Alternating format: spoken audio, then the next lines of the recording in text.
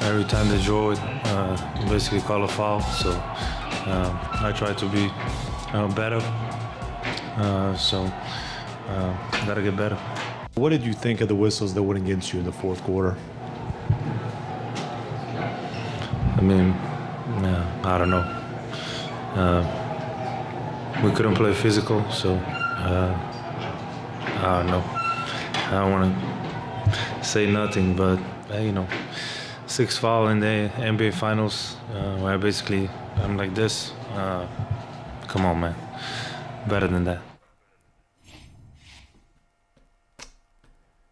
Vinny Goodwill, first of all, I want to mind my manners first. Say, what's up, Vinny? Good to see you, brother. Look like you are in Dallas, beautiful Dallas, Texas, for one more night. I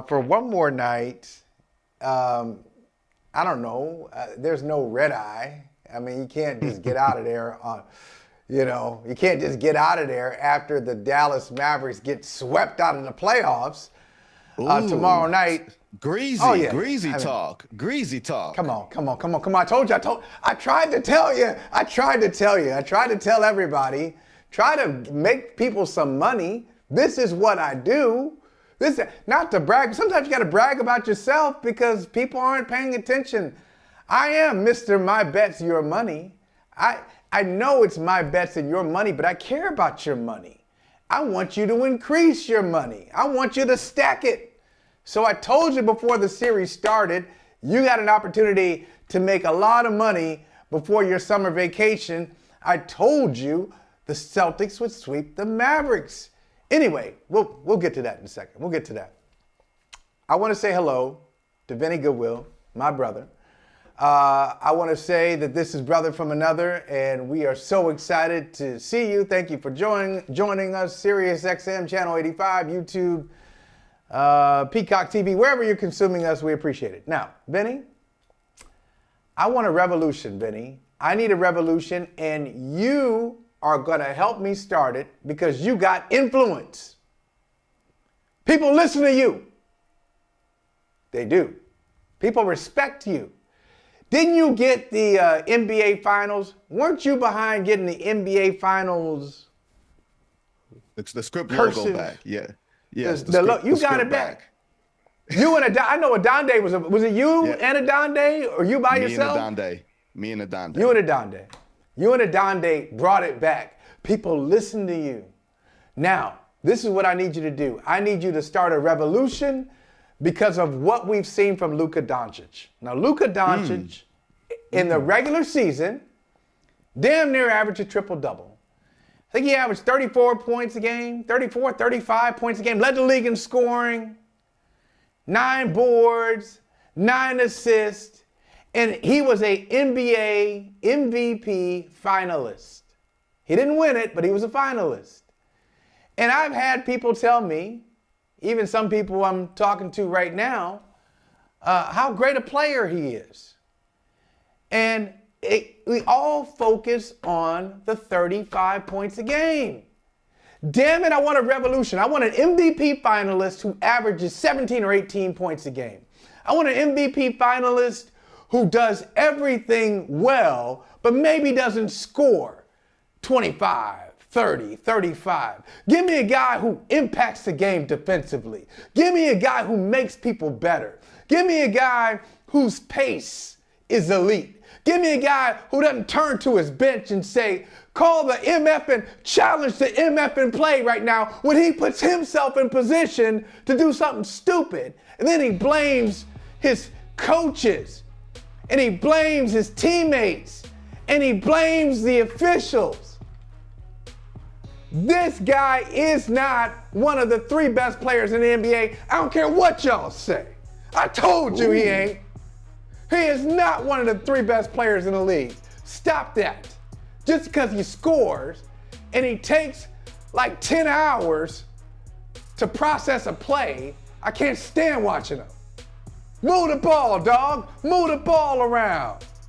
Anyway, I want you to start the revolution. Give me a different caliber of MVP finalists. Not just somebody who scores. I mean, that's Vinny, you're an advanced basketball mind. Any basic B can look at somebody who scores and say, oh, that guy's good. But that's not all it is. I'm disappointed with Luka. You tell me, what do you see? Well, I don't like watching the slow pace, but I damn sure don't like watching the team shoot 53s. Okay, let's get that out the way. All right. That's not how I want my NBA to be consumed. If you're taking 82 shots and 46 of them are threes, that doesn't make me feel good. Now to Luka Doncic, you're right. Luka has to grow up. I think last night we saw a lot of immaturity. We saw how far he has to go in terms of recognizing the moment, as far as recognizing how important he is and putting himself in position where you're saying the refs calling calls that they shouldn't call. Maybe they shouldn't, but you put yourself in position to have 4 fouls in very quick order, right? And, hooking Jaylen Brown. And you know what it almost looked like? You know what it reminded me of? It reminded me in a way of Mike Tyson and Evander Holyfield. And you're losing the fight. Which one? You know what I'm saying? The second one. The second one. Yeah, that one. Okay. That one. All right. That one. That one. It's like you're losing the fight, so you get desperate, but not desperate in like a determined way. You get desperate in like a get me out of here. You know what I mean? And I'm not saying that Luka Doncic was trying to foul out. He wasn't trying to escape, but you lose your wits, you lose your concentration, you lose your poise. And I thought it was fitting last night that we saw the juxtaposition of both franchises or both superstar types of players on each side, because Kyrie brought it. Kyrie's going through his immature phase. He went through his, you know what I mean? He went through all of that, right? At myriad points of his career, he went through that. Jaylen Brown, Jason Tatum, they've gone through that. They've gone through okay, I'm going to take all the shots and, argue with the refs or dribble the ball off my foot and not treat the game with the appropriate concentration, treat the game with the appropriate approach, right? Going through that. Luka Doncic is going through that right now. And what we are seeing is that you can't skip steps, right? Like we got a good laugh with Karl Towns and Anthony Edwards when a reporter asked them a question about, losing and skipping steps. And they were like, we tired of losing now. A reporter. Good looking reporter, mind you. Good looking. Very good looking. Very good looking reporter. Very delusional reporter, though, when it comes to college football. But that's a different story for a different day. You're very delusional. 117 to 74. That's all I got to say. 117 to 74. Michigan, Ohio State scored the last 3 years. All right. I'm still waiting on Mr. Day to hang 100 on Michigan. That's all. But that's a story for another day. We don't have to go there. We got a few more months. Michael Holley. We don't have to do that. All right, okay? We do. But for Luka, for me, it's less about the complaining. It was about the bad defense. The bad defense last night was so terrible because your team is scrambling all over the floor. Boston puts you in places where you are in distress all the time. They're trying to drive and kick. That's all they're trying to do is get to those corner threes.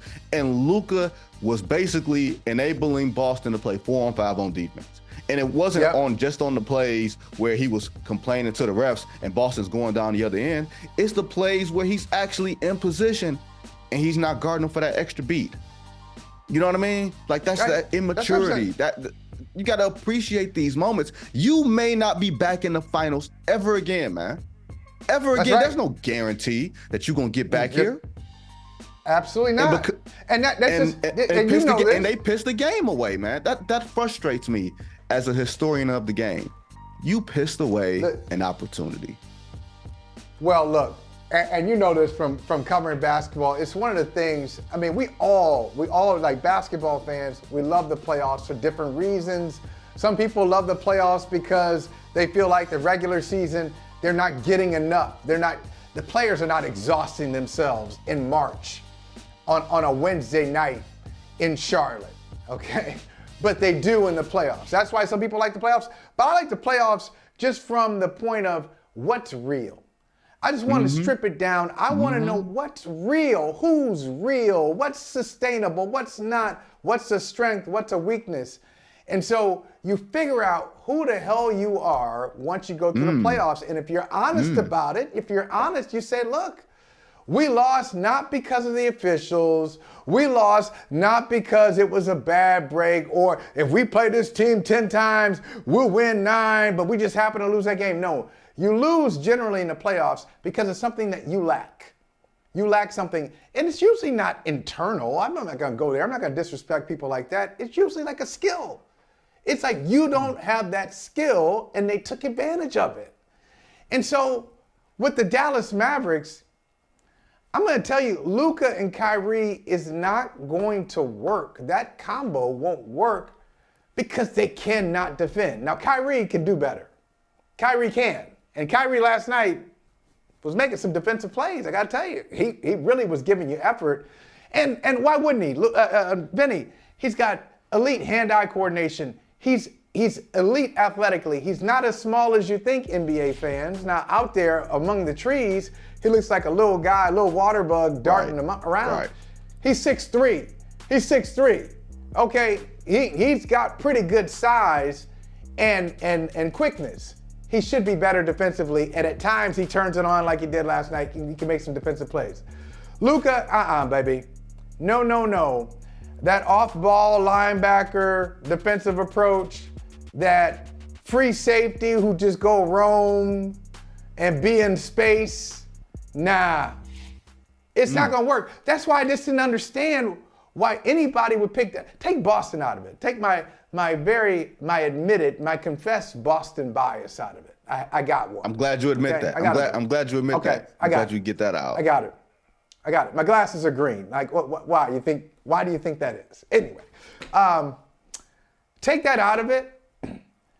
I don't see how anybody could look at the Dallas Mavericks in the NBA Finals and think you're going to win a championship when you don't have a single guy on defense who can just, like a guy who say, I'm going to lock you up, who can do to somebody else what Jaylen Brown has done to Luka. You know what? I got you. No, let me take it. Get up. Oh, no screens coming? Okay, I got him. The Mavericks don't have anybody who can do that. And what Jason Kidd said about Luka is right. You're going to have to do, as the best player, as an MVP, I don't want to hear about any MVPs who can't play defense. If you can't play defense, I'll never vote for you. I don't have a vote anymore anyway. But I will never advocate that anyone vote for you. If you can't play defense, I don't want to hear you. I don't want to hear about you being MVP of the league. I don't care if you average haven't we legislated defense out of the game in a way? I get your point, and I'm largely with you. We have legislated defense. Like, defense is no longer half the game, right? Okay. Because of the way because of the way the rules are. Maybe. It's maybe a third. Okay. I get your point, but I'm saying the way that the game is played now, offensive skill and offensive efficiency are numbers 1 and 2 on this thing. You know what I mean? Like, Steph Curry wasn't a great defender by any stretch, but I wouldn't take away his MVPs, either one of them. You know what I mean? He's better than you. And you know this. He's better than we think. Yes, absolutely. He's better than, no. I wasn't saying that. I wasn't saying to say that it's analogous to Luka's, defense or lack thereof. You know what I mean? Like, after a while, Steph started trying at least. You know what I mean? Like, I think so much of defense is effort. So much of defense is just literally putting your body in front of the guy. And Luka actually had done that in the Western Conference Finals. He had done that against Jaden McDaniels and Anthony Edwards when he was guarded, when he was being guarded by him. You know what I mean? So I will say that I've seen it, but in round 1, no. Round 2 against Oklahoma City, no. Round 3, no. You know what I mean? Like, he's giving up open shots. He's giving up blow-bys. He is constantly putting his defense in a position of scramble, in a position of discomfort. And conversely, when you see Jaylen Brown, Jalen's looking around like, you want to dance? Let's boogie. You want to go? Let's do this. You want to go? That's right. Let's go. That's what last night felt like to me. Last night felt like an all-around coronation for your Boston Celtics, right? That Jaylen Brown dunk in the third quarter, that air-sucking dunk over, was it Josh Green and PJ Washington? One like he dunked over Daniel Gafford, but rock with me. It felt like Jaylen Brown said, game over, series over, night. Like you just feel those moments in a playoff series, in a final series. You can go through history and it just feels like not just we're the better team, but we're the better team, and there's nothing you can do about it. Now, luckily for the Mavericks, they came back. Yeah, and it was a great finish. We were having a watch party as it was going on. We'll talk about that a little bit later. Some of the highlights from the watch party. We had a good time checking this game out. Celtics up by 21, and it looks like, ooh, it's a wrap. And the Mavericks came back and made it a one-possession game and had many opportunities and, of course, couldn't close in. Part of the reason they couldn't close in on those opportunities, back to Luka, 4 minutes plus to play, and he decides at the wrong time, I got 5 fouls. Mm-hmm. Yeah. Jaylen Brown has position on me. I'm going to flop my way in here. I don't know if it's either a flop or just his lack of technique of not being able to establish position quickly enough to get that call, to even make it interesting. Because it really wasn't. It wasn't interesting. It was a block. Right. He was in bad position. It shouldn't happen. So the Mavericks lose it. But tell me why the Mavericks lost. If you had to back in your quick game story days where you got to give me like a take or two, just like a bullet point, why did the Mavericks at home, Kristaps Porzingis out of the game, the Celtics have a 38-year-old starting center in Al Horford. They got Luke Cornett on the bench. They got Xavier Tillman on the bench. Maybe if they go small, O'Shea Brissett. Why did the Mavericks, with their finals lives on the line, why did they lose to the Celtics? They lost a game of math. Like, I know that sounds silly, but they lost the math equation.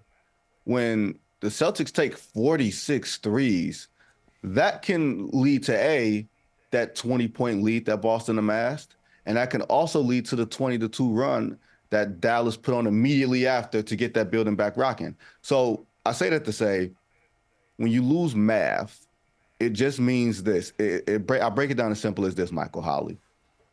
If Boston's taking threes and you're taking twos, you can be playing as well as you think you are, and the deficit keeps growing. You know what I mean? Like, you can be reaching all of your objectives, Kyrie getting down the lane, getting his layups, Luka getting down the lane, getting some shots, but you're taking twos and they're taking threes. You look up and a 2-point lead goes, wait a minute, we were just up 2, now we down 10. That's a very deflating thing. And that's why I talked about, basketball sensibilities. I mean, props to Boston. All the driving kicks and everything else and putting the defense in distress and taking threes. Cool, great for you. And on the other end, it puts you in such a position where it challenges you mentally of staying with it. And I think through those critical moments, be it in the first quarter when Dallas had a big lead and by the end of the first quarter it was 31-30, or in the third quarter when, Dallas was up 1 and next thing you know, Dallas is down 10. The moments Dallas is losing in those critical moments where it's not just math adding up. And I know that's not the sexy thing to say. No, that's what it feels like. Hey, thank you for watching Brother from Another. If you haven't hit that subscribe button, go ahead and do that now. Don't forget, you can catch us 3 to 4 weekdays on PeacockTV.com and on Sirius XM Channel 85.